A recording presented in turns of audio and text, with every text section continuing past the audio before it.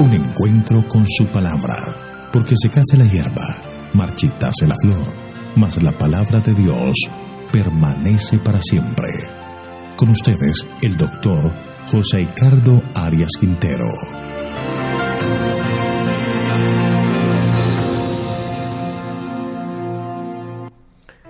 Hoy vamos a estudiar el capítulo 14 de Segundo de Reyes, el reinado de Amasías. Quiero que dediquemos este momento para la oración. Padre nuestro que estás en el cielo, santificado sea tu nombre. Te agradecemos, Señor, por tu amable bondad de perdonar nuestros pecados. Gracias, Señor, por que siempre estás allí listos para ayudarnos a crecer y a fortalecer nuestra fe. Por eso abrimos la Escritura, para que nos hables a través de ella por medio de tu Santo Espíritu. Gracias, Señor, por tu compañía y tu dirección, pues lo pedimos todo en el nombre de Jesús. Amén. Dios da a cada rey una oportunidad para cumplir el propósito de Dios. Las oportunidades que da el Señor, las responsabilidades que nos concede, es para que podamos vivir de acuerdo a los planes que Dios ha trazado. Cuando le damos la espalda a Dios, perdemos la razón de nuestra existencia y lo que nos queda es un gran vacío que queremos llenarlo con cosas que no satisfacen nuestra sed espiritual. Esto es lo que ha pasado con los reyes de Israel. Al alejarse de Dios, buscaron refugio en la idolatría y eso en nada contribuyó al bienestar de las personas. El capítulo de hoy estudiaremos lo que estos reyes hicieron dentro del plan de Dios. Lo estudiaremos por secciones. La primera sección son los versículos 1 al 22.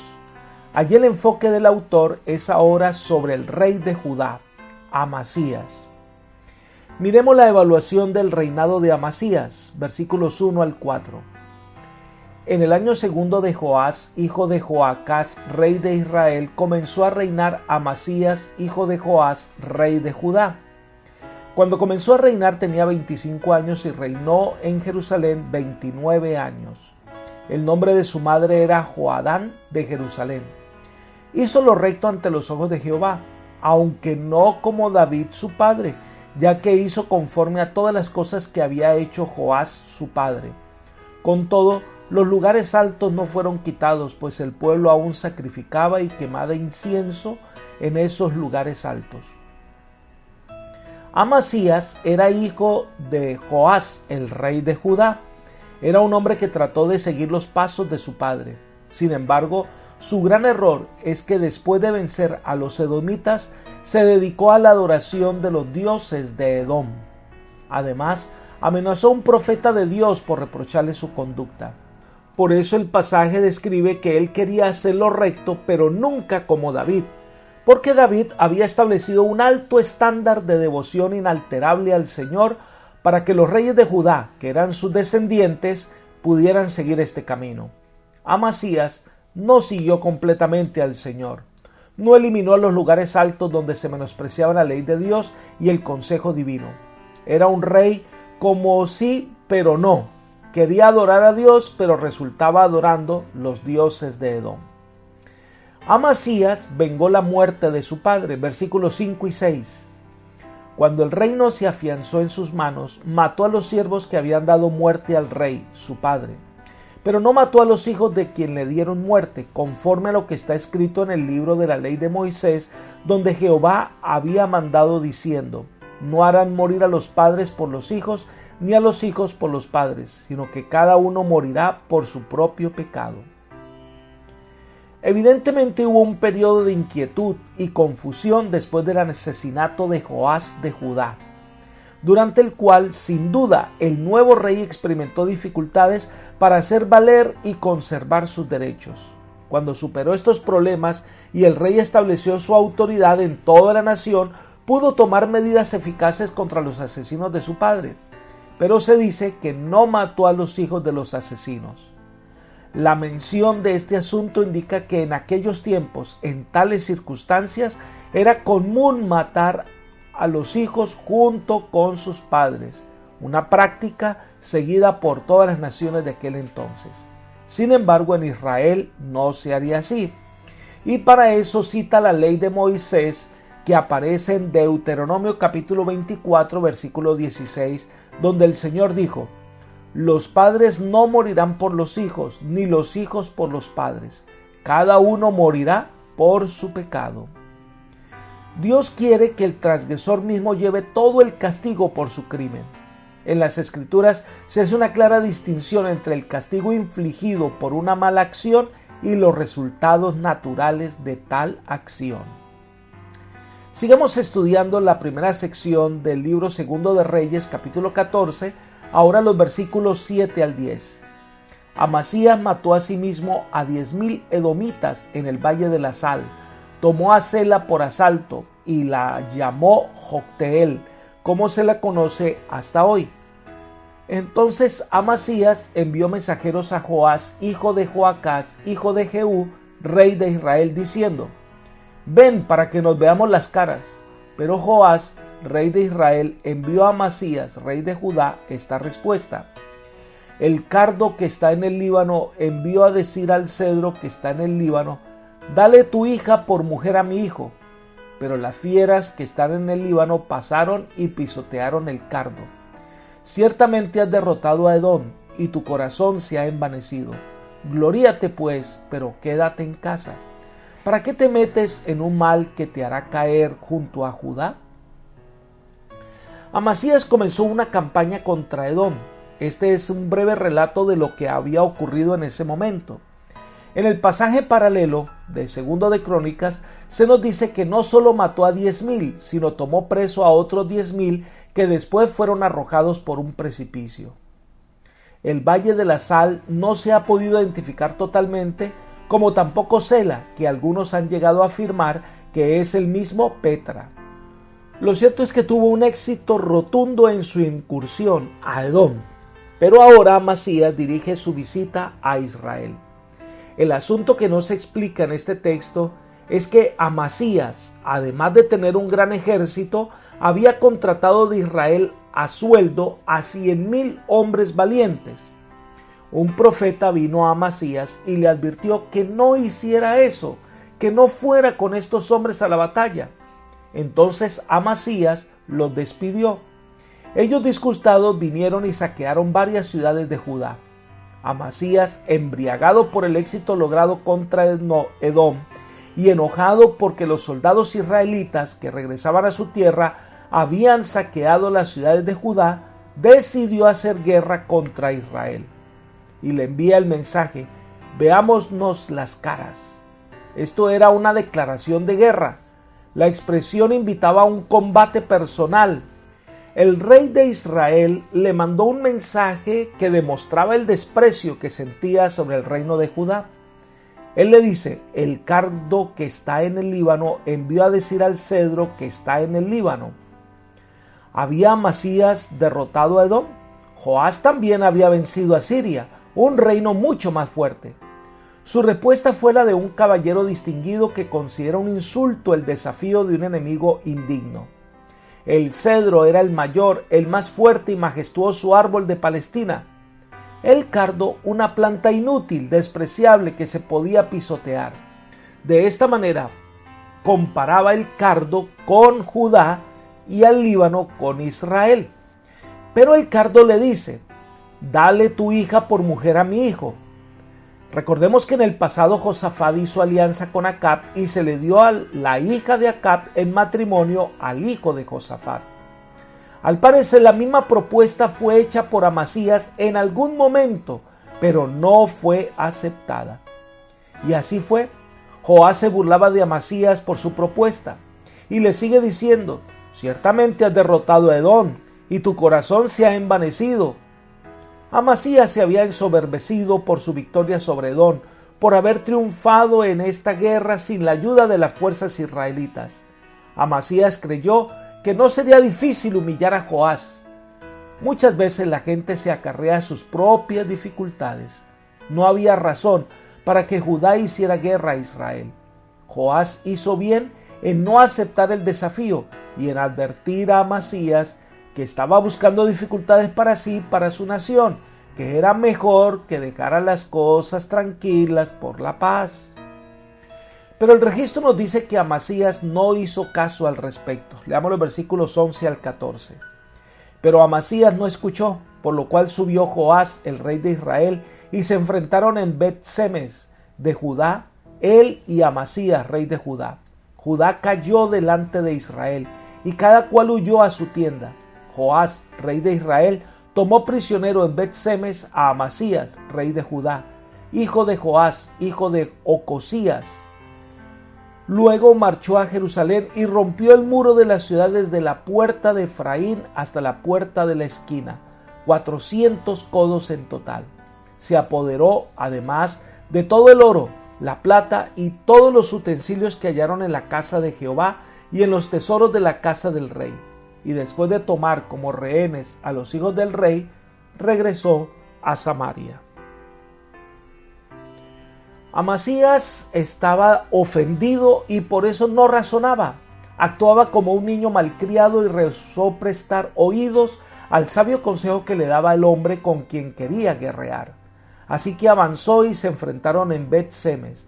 ¡Qué espectáculo tan lamentable! El reino de Israel peleando entre sí, los hebreos matándose los unos a los otros. Y efectivamente resultó como Joás había predicho. Amasías se entremetió para daño suyo. Ahora Judá debía pagar el precio de la insensatez de su rey. Tomaron como botín de guerra a Amasías, subieron a Jerusalén, destruyeron parte del muro y se tomaron todo el oro que se encontraba en el templo y en la casa del rey. Esto fue una gran humillación y dejaron a Judá a merced de los otros invasores. Tomaron preso también a los hijos del rey y se fueron para Samaria. La insensatez se paga muy caro. El caprichoso rey había quedado humillado y llevó a su nación a una tremenda crisis. Hay una interrupción del relato para hablar de Joás, versículos 15 y 16. Los demás hechos que ejecutó Joás, sus hazañas y cómo peleó contra Amasías, rey de Judá, ¿no está escrito en el libro de las crónicas de los reyes de Israel? Joás durmió con sus padres y fue sepultado en Samaria con los reyes de Israel. En su lugar reinó Jeroboam, su hijo. Se nos dice que poco después de este enfrentamiento con Judá, Joás murió y fue puesto en el trono su hijo Jeroboam II.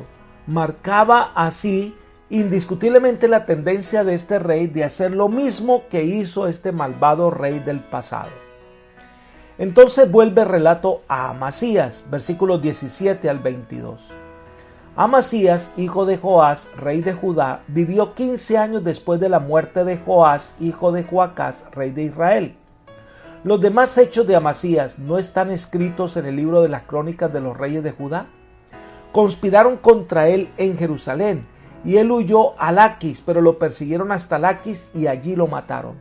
Lo trajeron luego sobre caballos y lo sepultaron en Jerusalén con sus padres en la ciudad de David. Entonces todo el pueblo de Judá tomó a Azarías, que tenía 16 años, y lo proclamaron rey en lugar de Amasías su padre. Reedificó él a Elat, y después que el rey durmió con sus padres, les restituyó a Judá. Después de la muerte de Joás, Amasías reinó 15 años más sobre Judá. Quizás siendo tributario de Israel, el reino del norte, es evidente que Amasías no era popular en Judá. Probablemente contribuyeron a que la gente estuviera amargada contra su rey, su precipitado desafío a Joás, su desastrosa derrota, la humillación producida por la rotura de buena parte del muro de Jerusalén, la captura de rehenes y la pérdida de los tesoros del templo y del palacio. Esto trajo el desagrado del pueblo, que lo persiguió hasta Laquis, es decir, unos 43 kilómetros al suroeste de Jerusalén, y allí lo mataron. Después lo trajeron a Jerusalén en caballos y lo sepultaron en la ciudad de David, pero no en el panteón de los reyes. Y el pueblo que había participado en este incidente coloca a Azarías, hijo de Amasías, y lo proclamaron rey cuando solo tenía 16 años de edad. Lo primero que hace es edificar a Elat, una ciudad que había edificado David y que Salomón también tuvo presente para algunas tareas especiales. Entonces el enfoque del autor pasa de Judá a Israel para describir el reinado de Jeroboam, que es los versículos 23 hasta el 29. Esta es la última sección de este capítulo. El resumen del reinado de Jeroboam. Versículos 23 y 24. El año 15 de Amasías, hijo de Joás, rey de Judá, comenzó a reinar Jeroboam, hijo de Joás, en Samaria sobre Israel. Reinó 41 años, pero hizo lo malo ante los ojos de Jehová, pues no se apartó de todos los pecados de Jeroboam, hijo de Nabat, el que hizo pecar a Israel. Este rey llevaba el mismo nombre del primer rey de Israel. Algunas veces los eruditos lo llaman Jeroboam II para distinguirlo del primer Jeroboam.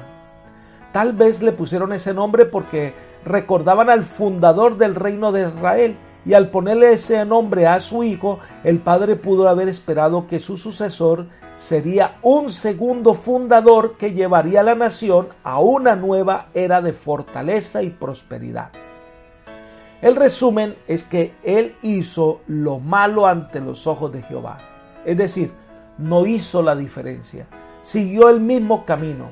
En toda la larga enumeración de reyes de Israel, no hubo ninguno de quien se pudiera decir que hizo lo recto ante los ojos de Jehová. Jeroboam era de la dinastía de Jehú, pero siguió en los caminos de la dinastía de Omri y Acab, que Jehú había derrocado. Sigamos con los versículos 25 al 27. Restauró los límites de Israel desde la entrada de Hamat hasta el mar de Arabá, conforme a la palabra de Jehová, Dios de Israel, la cual había él anunciado por medio de su siervo Jonás, hijo de Amitai, profeta que fue de Gat-Hefer, porque Jehová había visto la muy amarga aflicción de Israel. No había siervo ni libre, ni quien diera ayuda a Israel. Jehová no había decidido borrar el nombre de Israel de debajo del cielo, y lo salvó por medio de Jeroboam, hijo de Joás. Se nos dice que por la bondad de Dios, en el reino de este Jeroboam se recuperaron territorios que había perdido Israel, y que la manera en que el rey recibió esta orientación de avanzar para tomar estas tierras fue por medio del profeta Jonás, para aconsejarle en nombre de Dios lo que debía hacer. Este Jonás es el mismo de la historia de Nínive. Jonás tuvo un ministerio más amplio que el que se registra en su libro. Se dice que el profeta es de Gat-Hefer, lugar ubicado en la frontera de Zabulón, a 4.4 kilómetros del noreste de Nazaret. Todavía se ve allí la supuesta tumba de Jonás. Durante este periodo hubo una intensa actividad profética. En tiempos de crisis y de necesidad, Dios orienta de un modo especial. No solo Jonás actuó durante este periodo, sino también profetizaron Oseas y Amós. Los mensajes de estos libros permiten comprender las condiciones de la época. El pasaje nos dice que Jehová no había decidido borrar el nombre de Israel de debajo del cielo y lo salvó. Dios no permite que los fuegos de la aflicción ardan con más calor que el necesario para consumir la escoria. Cuando sus hijos responden ante castigos suaves, no necesita usar castigos más severos. Por otra parte, un persistente rechazo a arrepentirse bajo la presión de pruebas fáciles hace que las aflicciones sucesivas sean más intensas. Así ocurrió con Israel. Las calamidades menores no habían sido suficientes para realizar una obra duradera, y por su continua rebeldía la nación estaba acercándose rápidamente al castigo final de su destrucción completa. Al parecer, el alivio transitorio experimentado con Jeroboam tenía el propósito de demostrar lo que Dios estaba dispuesto a hacer en favor de la nación rebelde, aún en ese postrer momento. Todavía no era demasiado tarde, pero ya casi se había alcanzado los límites de la tolerancia divina y el fin se acercaba a pasos agigantados. Dios aún no había dado la orden de destruir a Israel. Por el contrario, quería que la transitoria prosperidad fuera un buen incentivo para que Israel se convirtiera a él. Prosperaron a pesar de la maldad de Jeroboam. Los impíos nunca saben hasta qué punto deben agradecer a Dios por las bendiciones que reciben. Las victorias no eran un indicio de que Dios aprobaba la conducta del rey o del pueblo. Por el contrario, estas victorias eran una nueva invitación de Dios a su pueblo para que volvieran al propósito original al cual habían sido llamados. Y se describe el fin del reinado de Jeroboam II. Leamos los versículos 28 y 29. Los demás hechos de Jeroboam y todo lo que hizo, su valentía y todas las guerras que hizo y cómo restituyó al dominio de Israel a Damasco y Hamat, que habían pertenecido a Judá, ¿no está escrito en el libro de las crónicas de los reyes de Israel? Y Jeroboam durmió con sus padres, los reyes de Israel. En su lugar reinó Zacarías, su hijo. El rey tuvo el tiempo suficiente y las evidencias para cambiar su conducta, para corregir su camino. Sin embargo, no lo hizo. Se mantuvo en su infidelidad al Señor, guiando al pueblo por el camino de la perdición. Muere sin cumplir el propósito divino y viene en su lugar su hijo Zacarías. Apreciados amigos y hermanos, Dios nos da a nosotros un tiempo de gracia para que todos podamos conocer la voluntad de Dios, entregarnos a Él y cumplir el propósito que tiene para nuestra vida. Mientras estemos vivos y la puerta de la gracia esté abierta, tenemos oportunidad de venir ante la presencia del Señor y alcanzar misericordia. Aprovechemos la oportunidad que Dios nos da para que experimentemos la salvación.